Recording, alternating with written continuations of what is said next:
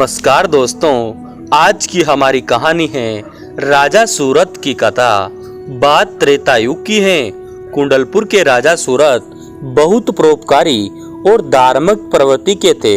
यथा राजा तथा प्रजा भी उतनी ही सत्कर्मी, धार्मिक और परोपकारी थी। यमराज ने भूलोक वासियों के पाप पुण्य हिसाब लगाया तो यह देखकर हैरान हुए कि कुंडलपुर के निवासियों को नरक नहीं भोगना पड़ा, सभी वो स्वर्ग के अधिकारी बने। यमराज को अचरज हुआ। वह स्वयं इसका पता लगाने के लिए एक महात्मा का वेश बनाकर कुंडलपुर नरेश सूरत के दरबार में पहुंच गए। तेजस्वी महात्मा को देखकर सूरत प्रसन्न हो गए और उनसे हरि कथा सुनाने का अनुरोध किया।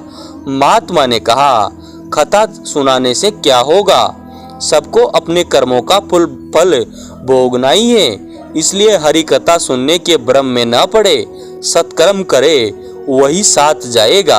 सूरत बोले, आप महात्मा होकर ऐसा मानते हैं, प्रभु नाम लेते रहे तो सत्कर्म होते रहेंगे। कर्म फल समाप्त होने पर देवराज इंद्र का भी पतन हो जाता है, लेकिन हरि भक्त ध्रुव अपने स्थान पर अटल हैं। सूरत की भक्ति देखकर यमराज प्रसन्न हुए। अपने वास्तविक रूप में आकर सूरत से वरदान मांगने को कहा। राजा ने मांगा, जब तक हरि के दर्शन ना हो जाए तब तक मेरी मृत्यु ना हो। यमराज ने बताया कि जल्दी ही भगवान विष्णु का रामावतार होगा। प्रभु उस युग में मानव लीला करेंगे, उन्हीं के रूप में तुम्हें हरि के दर्शन होंगे। शीघ्र ही राजा सूरत की सूचना मिली कि अयोध्या के राजा दशरथ के यहाँ श्री राम का अवतार हो गया।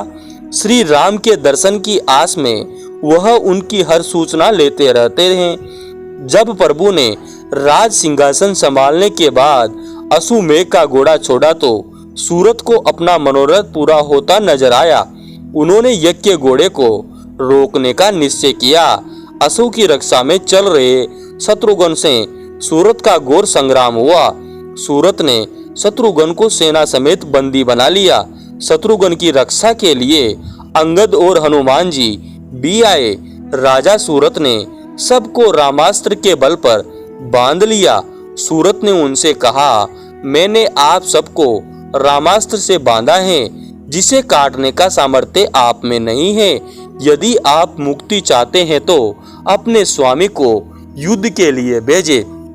हनुमान जी से राजा सूरत का मर्म छिपा नहीं था।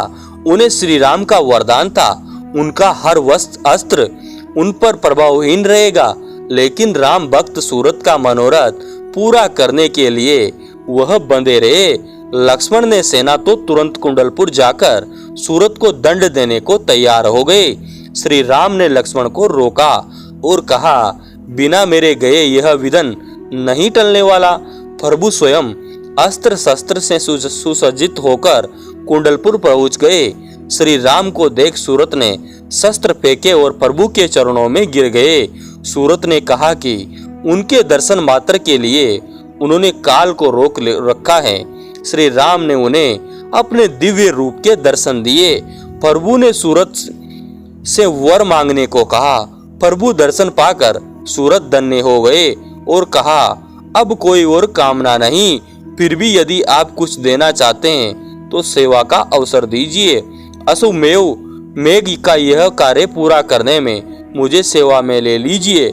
श्री राम ने हंसकर कहा, आपने मेरे अनुज और मित्रों को बांध रखा है, मैं तो ऐसे ही बंध गया हूँ, आपकी इच्छा कैसे पूरी नहीं होगी। सूरत प्रभु के चरणों में एक बार फिर नतमस्तक हो गए। शत्रुघ्न, हनुमान, अंगद आदि को मुक्त किया और अशोक के साथ राम सेना में शामिल होकर चलने लगे। जय जय श्री राम। दोस्तों, आपको ये कहानी कैसी लगी? अगर अच्छी लगी तो हमारे YouTube चैनल को सब्सक्राइब जरूर कीजिए और ज़्यादा से ज़्यादा शेयर कीजिए। धन्यवाद दोस्तों। जय श्री राम।